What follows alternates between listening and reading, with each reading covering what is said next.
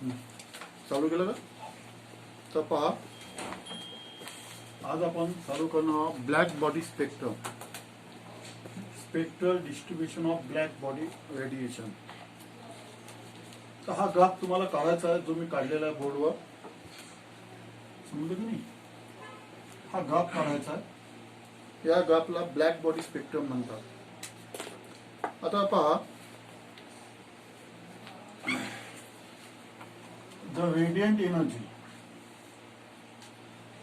मी हातात नोट्स लिहून देतो आणि समजून मी सांगतो तुम्हाला. The radiant energy emitted per unit area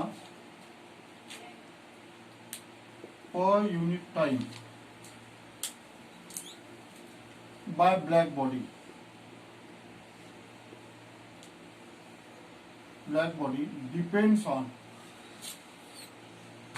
depends on its temperature. काय लिहिलेलं आपण की ब्लॅक बॉडी, तुम्हाला ब्लॅक बॉडी माहिती आहे, जी बॉडी 100% हीट ऍब्सॉर्ब करते. The body which absorb all radiant heat which incident on it is called as a black body. आणि ब्लॅक बॉडीची प्रॉपर्टी कोणती आहे? ती सगळ्यात जास्त हीट इमिट करते. कारण किर्चॉफने सांगितलेलं आहे, coefficient of absorption is equal to coefficient of emission. Good absorber is a good emitter. Black body ही गुड ऍब्सॉर्बर आहे, म्हणून ब्लॅक बॉडी गुड इमिटर आहे. तर पहा, ब्लॅक बॉडी पासून जी हीट बाहेर पडते पर unit time, per unit area, म्हणजे प्रत्येक सेकंदाला आणि युनिट एरिया मधून, प्रत्येक पार्ट, बॉडीच्या प्रत्येक पार्ट मधून, हे कशावर डिपेंड आहे? टेम्परेचरवर डिपेंड आहे. कशावर डिपेंड आहे? टेम्परेचरवर डिपेंड आहे. हा पहिला पॉइंट झाला. तसंच म्हणजे आपण असं म्हणू शकतो, as temperature increases rate of emission increases. Rate of emission increases म्हणजे जसं टेम्परेचर वाढत जाईल त्याप्रमाणे बॉडी पासून जास्त हीट इमिट होत जाईल, असं त्याचा अर्थ. समजलं ना? म्हणजे हे दोन सेंटेन्स समजले तुम्हाला की ब्लॅक बॉडी पासून जी हीट, यामध्ये आपल्याला या आर्टिकल मध्ये ब्लॅक बॉडीचा स्टडी आहे, हे लक्षात घ्या. ब्लॅक बॉडीची प्रॉपर्टी तुम्हाला माहिती आहे. ब्लॅक बॉडी पासून जी हीट बाहेर पडते ते टेम्परेचरवर डिपेंड असते. टेम्परेचर वाढलं तर रेट ऑफ इमिशन होतं, म्हणजे प्रत्येक सेकंदाला इमिट झालेली हीट वाढते, यानी इंक्रीज होती है हर सेकंड के अंदर. Temperature increases, rate of emission increases. त्याच्यानंतर हे जे दोन सायंटिस्ट होते, Lummer and ट्विंगसिम,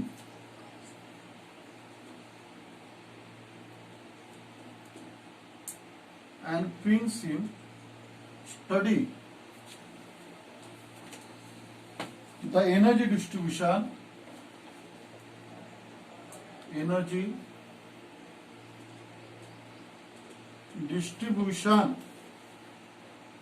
of black body.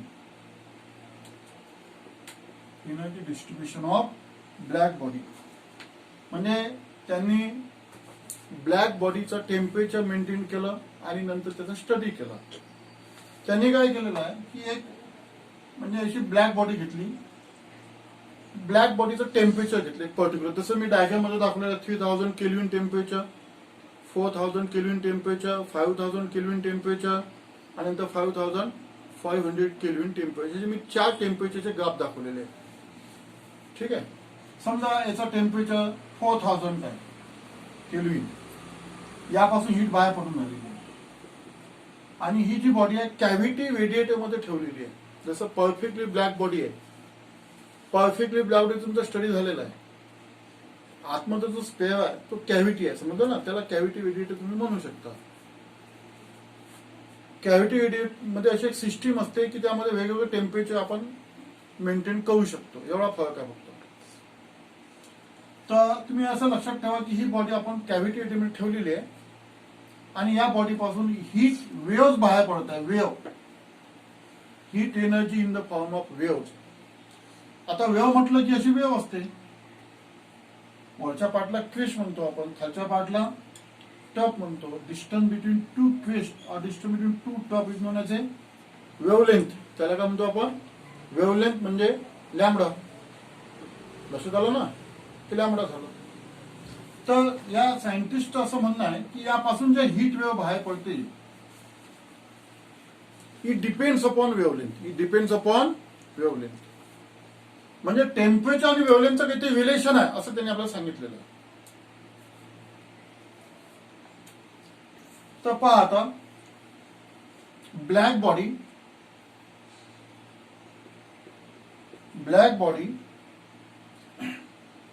is a place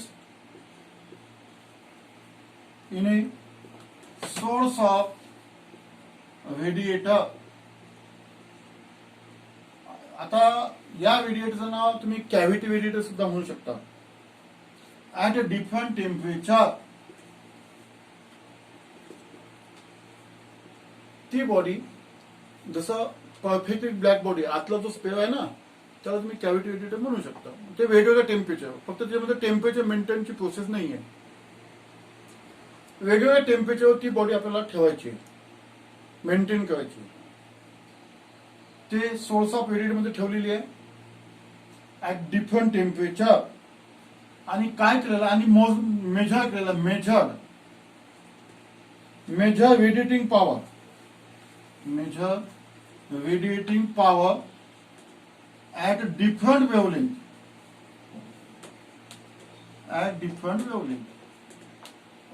म्हणजे हे जे सायंटिस्ट होते लुमर आणि पिंग सिंग यांनी काय केलेलं आहे, अशी ब्लॅक बॉडी घेतलेली. समजा ब्लॅक बॉडीचं टेम्परेचर 4000 केली. आता तुमच्या समोर कसं मेंटेन करायचं, कशी रेडिएटर आहे त्याचा तुम्ही विचार करू नका. ते कॅव्हिटी रेडिएटर म्हणतात त्याला. त्यामध्ये ती अरेंजमेंट असते, ती त्या बॉडीचं टेम्परेचर आपण मेंटेन करू शकतो. समजलं ना. यापासून अशी हीट एनर्जी बाहेर पडेल, अशा वेव्हज बाहेर पडतील. हीट वेव्हज म्हणा तुम्ही त्याला. ह्या हीट वेव्हज आहेत तशा बाहेर पडतील. आता मी 4000चा ग्राफ समजून सांगतो. हे 4000 केल्विनचं टेम्परेचर आहे बॉडीचं. पहा, पहिले व्हॉल्यूम कमी आहे, बरोबर ना. म्हणजे इथून मग कमी एनर्जी बाहेर पडली, हीट कमी बाहेर पडली.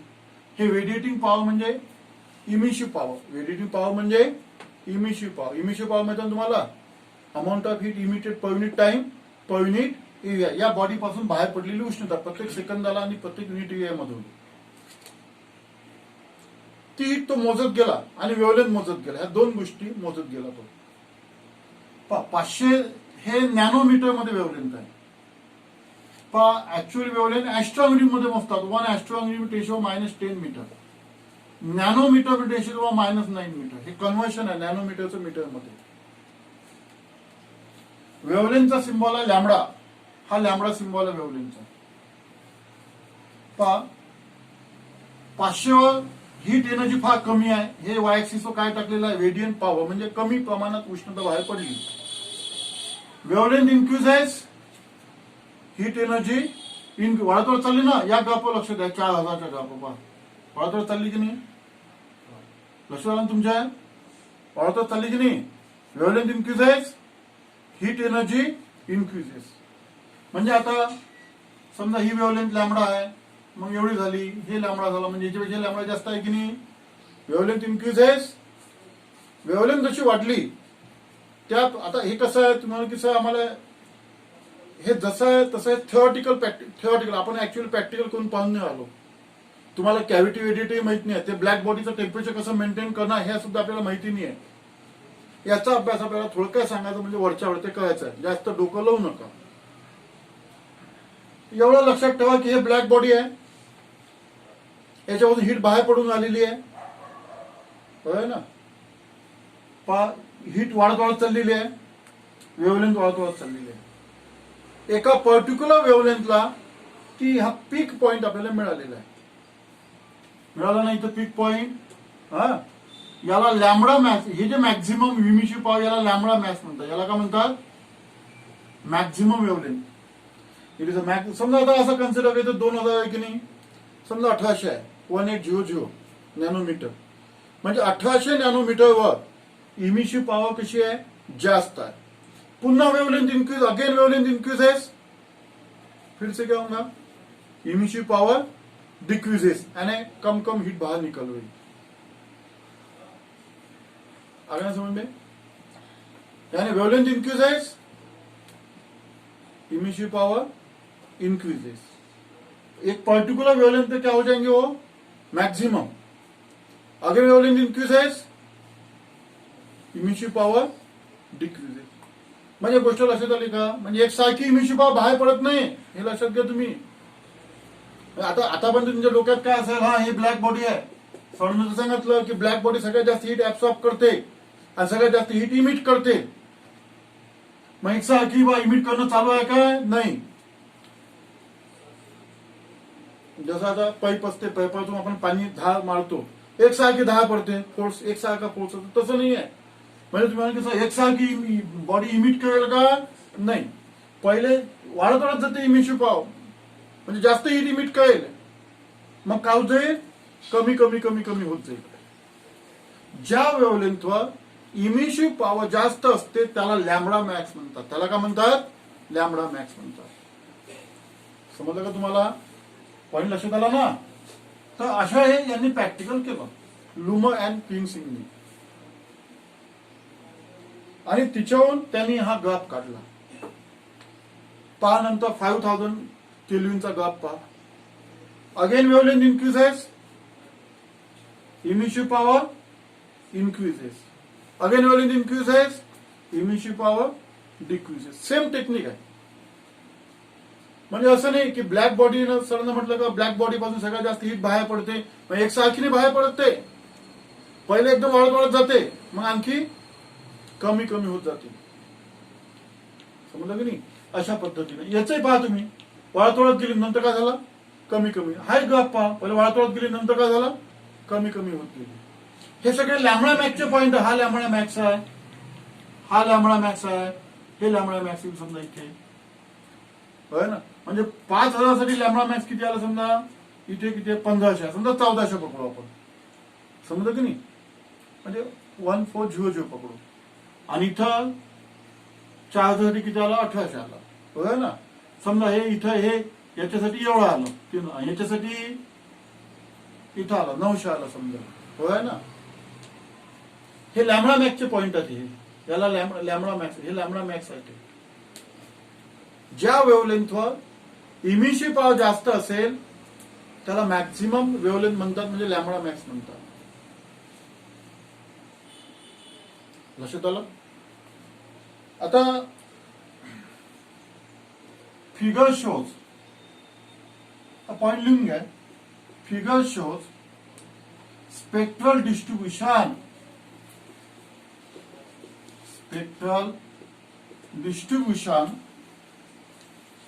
spectral distribution of black body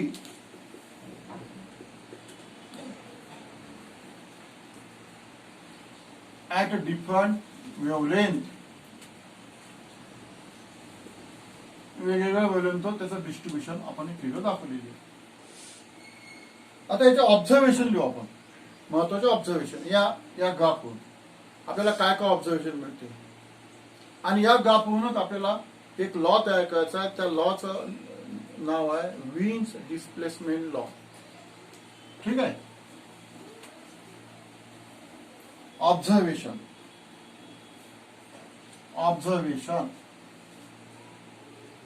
from graph. पहिला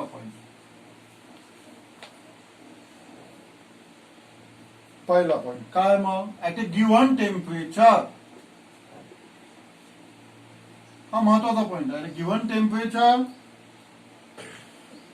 इमिशिव पॉवर म्हणा किंवा रेडियंट पॉवर म्हणा, एकच आहे. रेडियंट पॉवर किंवा इमिशिव पॉवर इनिशियली इन्क्रीजेस. वाढत चालली ना पहिले. as wavelength increases, म्हणजे weight increase in weight increase of wavelength, then wavelength increases, emission power increases.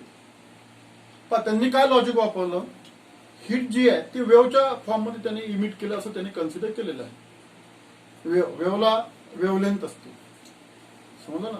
म्हणजे त्याने is a function of lambda वापरलेला आहे हिट एनर्जी. तर increase of wavelength then it becomes maximum. काय झालं ते, इट बिकम्स मॅक्झिमम. याला लॅम्बडा मॅक्स म्हणतात. याला काय म्हणतात, लॅम्बडा. हे लॅम्बडा मॅक्स आहे. अँड अगेन काय होईल मग, अगेन काय झालं मग सांगा बरं. अगेन काय लिहिलं आपण, at a given temperature power, radiant power increases, वाढत चालली with increase of wavelength it becomes maximum and again decreases and again decreases. हे रेडियंट पॉवर पुन्हा कमी कमीच होत चालली, अगेन डिक्रीजेस.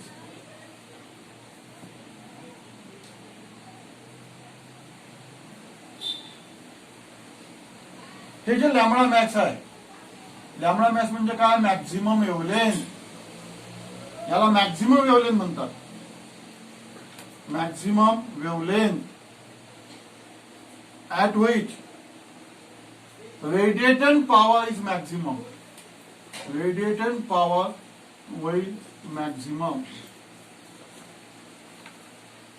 लॅम्बडा मॅक्स म्हणजे काय मग, ज्या वेव्हलेंथवर इमिशन पॉवर काय असेल जास्त, त्या वेव्हलेंथला लॅम्बडा मॅक्स म्हणतात. त्या वेव्हलेंथला काय म्हणतात, लॅम्बडा मॅक्स. हा झाला पहिलं ऑब्झर्वेशन आपलं. दुसरं ऑब्झर्वेशन,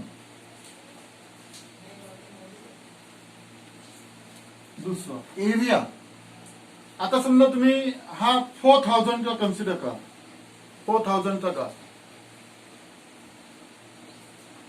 ठीक आहे ना. आता समजा ही ब्लॅक बॉडी आहे, या ब्लॅक बॉडीचं टेम्परेचर मी 4000 केल्विन कन्सिडर करतो.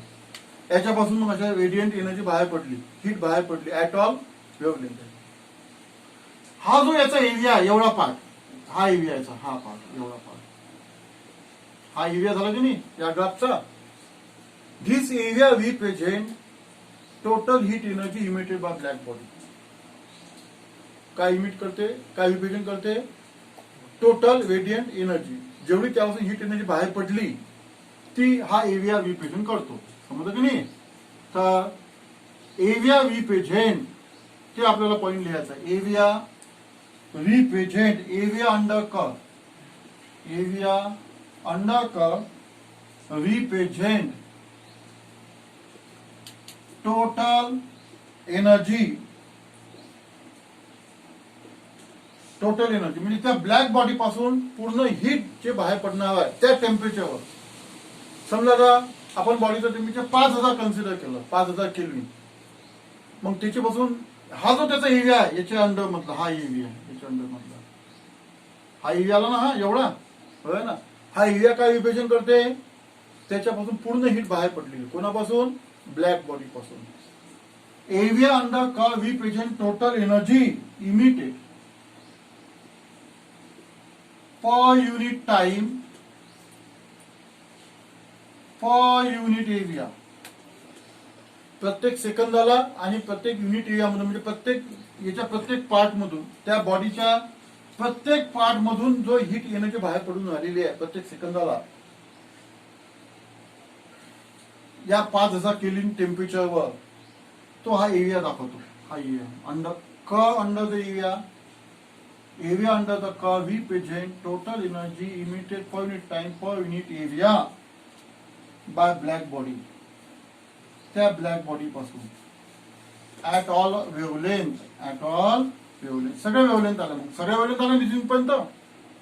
म्हणजे या हा जो एरिया आहे, या एरियामध्ये 500 पासून पूर्ण वेव्हलेंथ आलेली आहे. वेव्हलेंथ इन नॅनोमीटर मध्ये. हा सेकंड नंबरचा ऑब्झर्वेशन आपल्याला मिळालेला आहे. आता तिसऱ्या नंबरचं ऑब्झर्वेशन फार महत्वाचं आहे. तिसऱ्या नंबर तिच्या लॉ आपला चालतो. या तिसऱ्या नंबरच्या ऑब्झर्वेशनल लॉ आहे, त्या लॉचं नाव आहे विन्स डिस्प्लेसमेंट लॉ. मी तुम्हाला सांगितलेलं आहे या चॅप्टर मध्ये भरपूर लॉज आहेत. आपला स्टीफन्स लॉ झालेला आहे, किर्चॉफ्स लॉ झालेला आहे.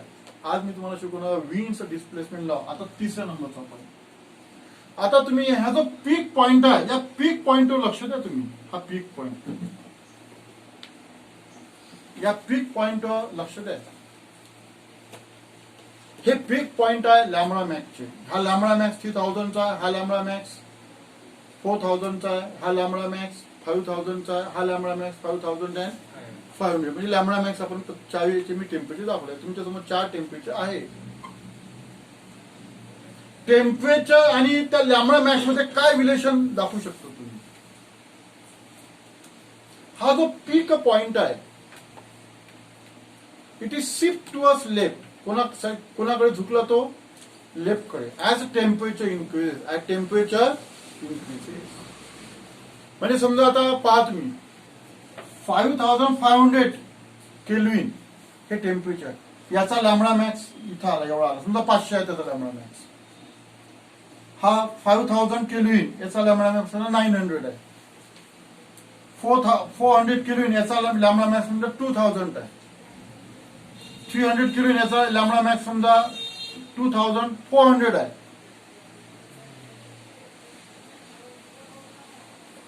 बरोबर ना? Temperature increases, lambda max increases और decreases? Temperature increases, lambda max decreases. अरे जसं टेम्परेचर वाढत चाललं हे लॅम्बडा मॅक्स कमी कमी होऊन आलं ना. 3000चा लॅम्बडा मॅक्स किती आला? इथं आहे समजा 2400 पाशी. 4000चा लॅम्बडा मॅक्स कुठे आहे समजा 2000 पाशी. 5000चा लॅम्बडा मॅक्स कुठे आहे समजा 1000 पाशी. 5500चा लॅम्बडा मॅक्स कुठे आहे 500 पैकी. इकडे शिफ्ट झाला ना तो. म्हणजे टेम्परेचर वाढत गेलं त्याप्रमाणे लॅम्बडा मॅक्स कमी होत गेला. हा पॉइंट मला लक्षात ठेवायचा महत्वाचा पॉइंट आहे. इथे आपला विन्स डिस्प्लेसमेंट हा म्हणजे peak of curve, peak of curve shift towards, peak of curve shift towards left. हे पीक जे आहे पहिले इथं होता, इथे आला, नंतर इकडे आला, नंतर इकडे आला. इकडे झाला तो इकडे गेला का नाही. पण काय लिहिलं आपण? Shift towards left. That is shorter wavelength. Shorter wavelength समजते का? पीक असा इकडे गेला ना, वेव्हलेंथ कमी होत गेली की जास्त होत गेली? कमी होत गेली. वेव्हलेंथ इन्क्रीजेस और डिक्रीजेस? डिक्रीजेस. म्हणजे त्या वेव्हलेंथला काय म्हणा? शॉर्टर. जशी 500 शॉर्टर वेव्हलेंथ आहे, 3000 लॉंगर वेव्हलेंथ. शॉर्टर कडे झुकली ना ते, it is shift towards left. That is the shorter wavelength. That is. आता हा विभाग महत्वाचा आहे. हा विभाग lambda max decreases as temperature increases. हा विभाग महत्वाचा आहे. Lambda max decreases as temperature increases. समजलं का तुम्हाला? तर हा झाला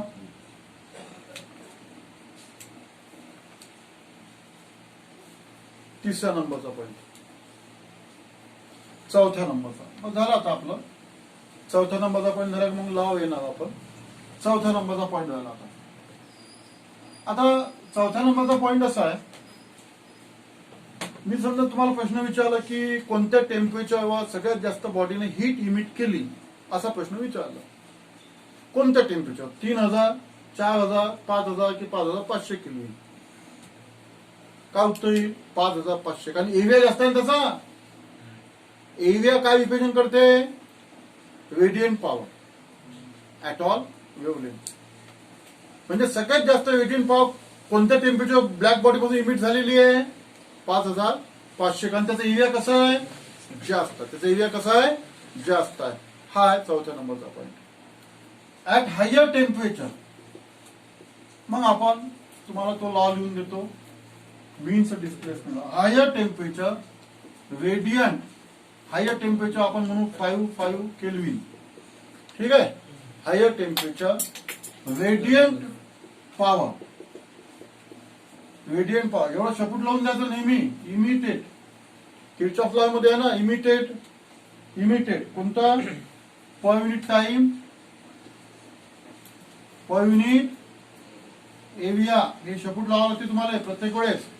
पर unit time per unit area प्रत्येक सेकंदाला आणि युनिट एरिया मधून. समजलं की नाही. At higher temperature radiant power emitted per unit time per unit area. आता हा आपण कशाने दाखवलेला आहे एरियाने दाखवलेला. Area under curve. Area under curve. Radiant power आपण कशाने दाखवलेली आहे. हा जो एरिया आहे ते एरियाने दाखवलेला आहे. Corresponding to at all temperature to all wavelength म्हणू आपण. Wavelength increases. तर हे झाले 4 पॉइंट ऑब्झर्वेशन. समजलं ना.